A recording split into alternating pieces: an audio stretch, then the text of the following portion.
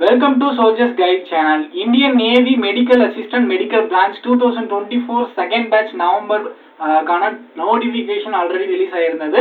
இந்த நோட்டிஃபிகேஷனை பார்த்தோன்னா complete information, age limit, selection process, education qualification, இந்த ரெக்ரூட்மெண்ட்டுக்கு எப்படி நம்ம வந்து ப்ரிப்பேர் ஆகணும், கம்ப்ளீட் இன்ஃபர்மேஷன் இந்த வீடியோ இருக்கும். உங்களோட ஃப்ரெண்ட் யாராவது இந்தியன் நேவியில் பெர்மனன்ட் ஜாபாக வேணும் அப்படின்னு நினச்சிட்டு இருந்தாங்க. இப்போ அந்த அக்னிவீர் ஸ்கீம் வந்ததுலேருந்து பெர்மனண்ட்டாக எந்த ஜாபும் கிடையாது.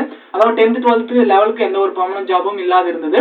ஸோ இதை நீங்கள் வந்து கரெக்டாக பயன்படுத்திக்கிட்டே அப்படின்னா நேவி அக்னிவீர் நேவியோட இது பெர்மனன்ட் ஜாப், ஓகேங்களா? அது இல்லாமல் அக்னிவீரில் வர கேட்டகரியை விட இது வந்து ஓரளவுக்கு நல்ல ஓரளவுக்கு ரேங்க் இருக்கக்கூடிய நல்ல ஒரு கேட்டகரி, ஓகேங்களா? கண்டிப்பாக இந்த வீடியோவும் மிஸ் பண்ணாமல் பாருங்கள், ஃபுல்லாக பாருங்கள், ஓகேங்களா? ஸ்கிப் பண்ணாமல். உங்களோட ஃப்ரெண்ட் யாராவது டிஃபென்ஸ் ட்ரை பண்ணிட்டு இருந்தாங்க அப்படின்னா இந்த வீடியோ மறக்காமல் ஷேர் பண்ணி விடுங்க. இந்த நோட்டிஃபிகேஷனுக்கான பிடிஎஃப்பும் அண்ட் இந்த எக்ஸாமுக்கான சிலபஸ் பிடிஎஃப்பும் நம்மளுடைய டெலகிராம் சேனலில் கொடுத்துருக்கேன். டெலகிராம் சேனலுக்கான லிங்க் வந்து டிஸ்கிரிப்ஷனில் இருக்குது. ஜாயின் பண்ணி டவுன்லோட் பண்ணி செக் பண்ணி பார்த்துக்கோங்க, ஓகேங்களா? இப்போ வந்து இது வந்து Indian navy unmarried male candidate மட்டும் தான் எலிஜிபிள், ஓகேங்களா? So as sailor for a senior secondary recruit in medical branch for SSR medical assistant 2024 batch course of commands November 2024 batch, ஓகேங்களா? அதாவது சீனியர் செகண்டரி அப்படின்னா வந்துட்டாவே நம்ம வந்து 12th கேட்டகரியில் வந்துடுவோம்.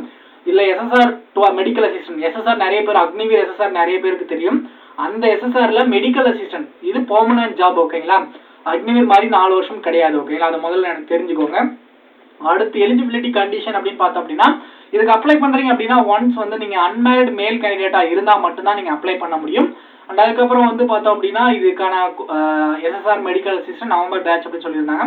அதே மாதிரி எஜுகேஷன் குவாலிஃபிகேஷன் அப்படின்னா 10th 12th முடிச்சிருக்கணும். ஃபிசிக்ஸ், கெமிஸ்ட்ரி, பயாலஜி, அதாவது PCB physics, chemistry, biology group எடுத்து படிச்சிருக்கலாம், ஓகேங்களா? ஸோ இந்த 3 சப்ஜெக்ட் உங்கள் குரூப்பில் கண்டிப்பாக இருந்தாகணும்.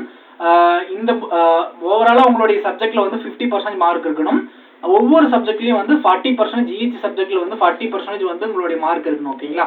இப்போ என்னோட மார்க் வந்து கால்குலேட் பண்ண தெரியல அப்படின்னா ஒரு சில பேர் வந்து 200 மார்க் எழுதியிருப்பீங்க, ஓகேங்களா? 1200க்கு 200 மார்க் எழுதிருந்தீங்க அப்படின்னா நீங்கள் மொத்தம் 1200 இன்ட்டு எத்தனை சப்ஜெக்ட் வருதோ அத்தனை சப்ஜெக்ட் போட்டிங்க அப்படின்னா ஓவரால் பர்சன்டேஜ் கிடைச்சிடும், ஓகேங்களா? அண்ட் அதே மாதிரி வந்து இப்போ 100 மார்க் வந்துருச்சு எல்லாருக்குமே. 100 மார்க் வந்துருச்சு அப்படின்னா அதோட பர்சன்டேஜ் எப்படி கால்குலேட் பண்ணணும்னு உங்களுக்கே தெரியும். அது நீங்கள் கால்குலேட் பண்ணி செக் பண்ணி பார்த்துக்கலாம், ஓகேங்களா? 100க்கு 40% அப்படின்னா 40 மார்க்குக்கு மேலே எடுத்திருந்தீங்க அப்படின்னா தான் 40% வரும், ஓகேங்களா?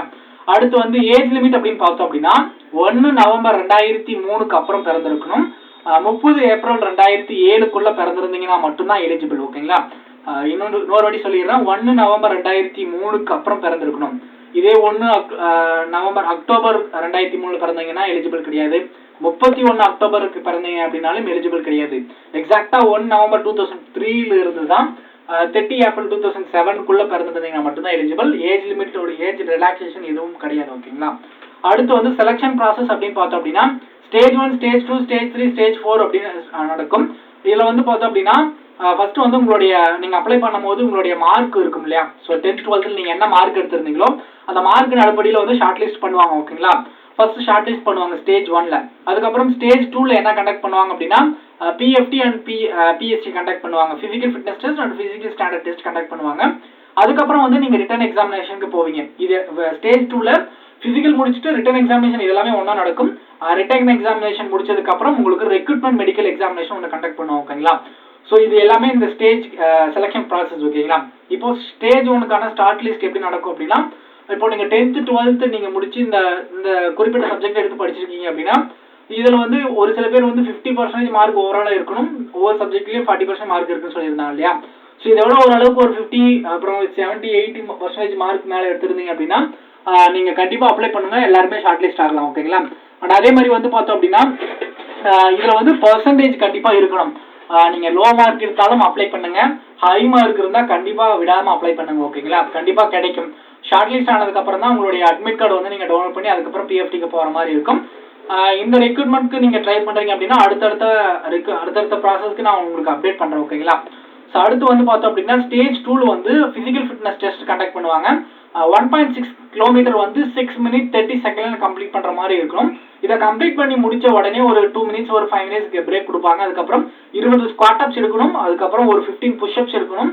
பென்னி சிட்டப்ஸ் ஒரு 15 எடுக்கிறோம். ஆல்ரெடி நீங்கள் அக்னிவீர் கேட்டகரியில் ஏதாவது அப்ளை பண்ணி நீங்கள் வந்து அட்டன் பண்ணியிருந்தீங்க அப்படின்னா சேம் ஃபிசிக்கல் ஃபிட்னஸ் டெஸ்ட்டுக்கான எலிஜிபிலிட்டி. ஓகேங்களா. அடுத்து வந்து ரிட்டன் எக்ஸாமினேஷன். இந்த ரிட்டன் எக்ஸாமினேஷனில் என்னென்ன சிலபஸ் அப்படின்னு பார்த்தோம் அப்படின்னா இங்கிலீஷ் இருக்கும், சயின்ஸ் இருக்கும், பயாலஜி அண்ட் ஜென்ரல் அவேர்னஸ் இருக்கும், ரீசனிங் இருக்கும், அபிலிட்டி அதாவது மேக்ஸ் இருக்கும். டோட்டலாக 25 மார்க் வந்து ஈச் சப்ஜெக்ட்ல 25 மார்க் இருக்கும். டோட்டலாக 100 கொஸ்டின் 100 மார்க். ஓகேங்களா. 10th 12th சிலபஸ் லெவலில் தான் இருக்கும். இந்த சிலபஸுக்கான பிடிஎஃப் வந்து நம்மளுடைய டெலிகிராம் சேனலில் கொடுத்துருக்கேன்.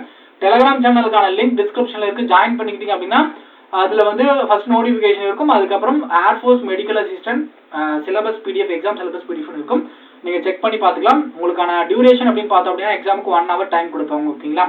The candidates are required to pass in all selections as well as aggregate. The Indian Navy reserves the right to determine the pass mark in each section and aggregate. இதில் வந்து pass மார்க்னு ஒன்று வைப்பாங்க. ஓகேங்களா. இதை நீங்கள் qualify ஆனீங்க அப்படின்னா தான் அடுத்து நீங்கள் மெடிக்கலுக்கு போவீங்க. ஸோ இதில் பாஸ் பண்ணிட்டீங்க அப்படின்னா அடுத்து வந்து நீங்கள் ரெக்ரூட்மெண்ட் மெடிக்கல் எக்ஸாமினேஷன் ஒன்று கண்டக்ட் பண்ணுவாங்க. இது சும்மா ஒரு 5 days வந்து உங்களுக்கு வந்து பார்த்தோம் அப்படின்னா நீங்கள் சேம் நீங்கள் ஆர்மியில் மெடிக்கலில் எப்படி அட்டன் பண்ணியிருந்தீங்க அப்படின்னா உங்களுக்கு தெரிஞ்சிருக்கும். இல்லை ஆல்ரெடி நீங்கள் என்ன ஃபோர்ஸுக்கு அட்டன் பண்ணியிருந்தாலும் அதே மெடிக்கல் ஸ்டாண்டர்டில் தான் இருக்கும். ஸோ உங்களுக்கு மெடிக்கலை பார்த்தோன்னா எந்த ஒரு நாலேஜ் இல்லை, இப்போ தான் புது செலெக்ஷன் அட்டன் பண்ண போகிறீங்க அப்படின்னா நம்மளுடைய சேனலில் வந்து பிளேலிஸ்ட் செக் பண்ணி பாருங்கள். மெடிக்கல் டெஸ்ட்னு ஒரு பிளேலிஸ்ட் இருக்கும். அப்படிலாம் டிஸ்கிரிப்ஷனில் மெடிக்கல் டெஸ்ட்னு ஒரு பிளேலிஸ்ட் இருக்கும். அதை நீங்கள் செக் பண்ணீங்க அப்படின்னா அதில் ஒரு 2 வீடியோ இருக்கும். அதை பார்த்துக்கிட்டு நீங்கள் மெடிக்கல் எக்ஸாம் போனீங்க அப்படின்னா இருக்கிற எல்லா டவுட்டும் கிளியர் ஆயிரும். நீங்கள் இந்த ரெக்ரூட்மெண்ட்டுக்கு நீங்கள் ட்ரை பண்ணுறீங்க, இல்லை ஏதோ ஒரு ரெக்ரூட்மெண்ட்டுக்கு ட்ரை பண்ணுறீங்க அப்படின்னா மெடிக்கல் எக்ஸாம் ஃபிசிக்கல் இது எல்லாத்துக்குமே நீங்கள் தயாராக இருந்தீங்க அப்படின்னா மட்டும் கண்டிப்பாக அப்ளை பண்ணுங்க. அண்ட் ஹைட்டு வந்து ரொம்ப லோ தான், 157 தான் நமக்கு எல்லாருக்குமே இந்தியன் நேவிக்கு ஹைட். ஓகேங்களா. அதனால் ஹைட்டு கம்மியாக இருந்தாலும் ஒரு குட் நியூஸ் தான். எல்லாருக்குமே வந்து சில பேர் ஹைட்டு இருக்க மாட்டாங்க, ஆனால் வந்து குவாலிஃபிகேஷன் இருக்கும். அவங்களுக்கு எல்லாமே இது வந்து ஒரு நல்ல ஆப்பர்ச்சுனிட்டி. ட்ரை பண்ணி வந்து கண்டிப்பாக வந்து ஃபுல் எஃபர்ட் போட்டு வந்து நீங்கள் ட்ரை பண்ணுங்கள், கண்டிப்பாக கிடைக்கும். ஓகேங்களா. அடுத்து மெரிட் லிஸ்ட்டுக்கு விடுவாங்க. ஓகேங்களா. இந்த மெரிட் லிஸ்ட்டில் யாரெல்லாம் ஷார்ட் லிஸ்ட் ஆகிருக்காங்களோ அவங்க எல்லாமே வந்து நவம்பர் அக்டோபர் டு இந்த மந்த் வந்து உங்களுக்கு வந்து ட்ரைனிங் போகிற மாதிரி இருக்கும். ஸோ நவம்பர் அக்டோபர்னா எத்தனை மாதம் இருக்குது? இப்போ வந்து செப்டம்பர் வந்து நாளைக்கு வந்து செப்டம்பர் 1, அக்டோபர் நவம்பர் இந்த 3 மாதத்தில் உங்களோட ட்ரைனிங் போகிற அளவுக்கு ஒரு ரெக்ரூட்மெண்ட்னா கண்டிப்பாக வந்து இந்த ஷார்ட் பீரியடில் வந்து பார்த்தோம் அப்படின்னா போகக்கூடிய ஒரு நல்ல ரெக்ரூட்மெண்ட்னா கண்டிப்பாக இதுதான். இது நீங்கள் மிஸ் பண்ணாமல் வந்து நீங்கள் ட்ரை பண்ணுங்க. ஓகேங்களா. அடுத்து வந்து ப்ரீ மெடிக்கல் என்ரோல்மெண்ட் மெடிக்கல் அப்படின்னு கண்டக்ட் பண்ணுவாங்க. ஓகேங்களா. ஸோ மெரிட் லிஸ்ட்லாம் வந்ததுக்கப்புறம் ஒரு மெடிக்கல் இருக்கும். இது வந்து ஜென்ரல் மெடிக்கல் மாதிரி ஒரு மெடிக்கல் இருக்கும். ஏதாவது நீங்கள் வந்து இந்த இடைப்பட்ட கேப்பில் வந்து நீங்கள் ஏதாவது ஃப்ராக்சர் ஆகிருந்தால் அதை வந்து நீங்கள் செக் பண்ணுவாங்க அந்த இடத்துல. ஓகேங்களா. மெடிக்கல் ஸ்டாண்டர்ட் பொறுத்தும் எல்லாருக்குமே நான் சொல்ல தேவையில்லை. ஹைட் 157 சென்டிமீட்டர் இருந்தால் போதுமானது தான். டேட்டோ எதுவும் இருக்கக்கூடாது. அதே ஹை விஷன் அப்படின்னு பார்த்தோம் அப்படின்னா அன்கரெக்ட் விஷனில் வந்து 6/12 6/12 2 கண்ணில் இருக்கலாம். இதே கரெக்ட் விஷனில் வந்து 6/6 6/6 இருக்கணும். அந்த கலர் வைஸ் எல்லாமே இந்த மெடிக்கல் ஸ்டாண்டர்ட் பார்த்தீங்கன்னா கம்ப்ளீட் இன்ஃபர்மேஷன் நம்மளோட சேனல் ஆல்ரெடி நான் வீடியோ கொடுத்துருந்தேன். அந்த வீடியோ நீங்கள் போய் பாருங்கள். டிஸ்கிரிப்ஷன் அதுக்கான வீடியோ லிங்க் கொடுக்குறேன். பிளேலிஸ்ட் லிங்க் இருக்கும். மெடிக்கல் டெஸ்ட் பிளேலிஸ்ட் இருக்கும். அந்த பிளேலிஸ்ட்டை பார்த்தீங்க அப்படின்னா கண்டிப்பாக மெடிக்கல் டெஸ்ட் இருக்க பார்த்தோன்னா எல்லா டவுட்டும் கிளியர் ஆகிருக்கும். ஓகேங்களா. அவ்வளோதான் ஃப்ரெண்ட்ஸ். இந்த ரெக்ரூட்மெண்ட் பார்த்தீங்கன்னா கம்ப்ளீட் இன்ஃபர்மேஷன் பார்த்துட்டோம். சிலபஸ்க்கான பிடிஎஃப் நான் டெலிகிராம் சேனலில் கொடுத்துருக்கேன். டவுன்லோட் பண்ணி செக் பண்ணி பார்த்து நீங்கள் படிக்க ஸ்டார்ட் பண்ணிடலாம். ஓகேங்களா. நல்ல மார்க் எடுத்திருக்கீங்க அப்படின்னா இப்போ நீங்கள் ப்ரிப்பரேஷன் பண்ண ஸ்டார்ட் பண்ணிடலாம். ஏன்னா ப்ராசஸ் கொஞ்சம் சீக்கிரமாக போயிடும். ஓகேங்களா. அதனால் கண்டிப்பாக வந்து ஒரு நல்ல ஆப்பர்ச்சுனிட்டி ட்ரை பண்ணுங்கள். கண்டிப்பாக எல்லாருக்குமே கிடைக்கும். Thank you, all the best. வேறு ஏதாவது டவுட் இருந்தால் மறக்காமல் கமெண்ட் செக்ஷனில் கேளுங்க. உங்களோட ஃப்ரெண்ட் ஏதாவது டிஃபென்ஸ் ட்ரை பண்ணிட்டு இருந்தாங்க அப்படின்னா நம்மளோட சேனலை மறக்காமல் ஷேர் பண்ணி விடுங்க. Thank you, all the best. நீங்கள் சேனல் புதுசாக பார்த்துட்டு இருந்தீங்க அப்படின்னா சப்ஸ்கிரைப் பண்ணி வச்சுக்கோங்க. Thank you friends.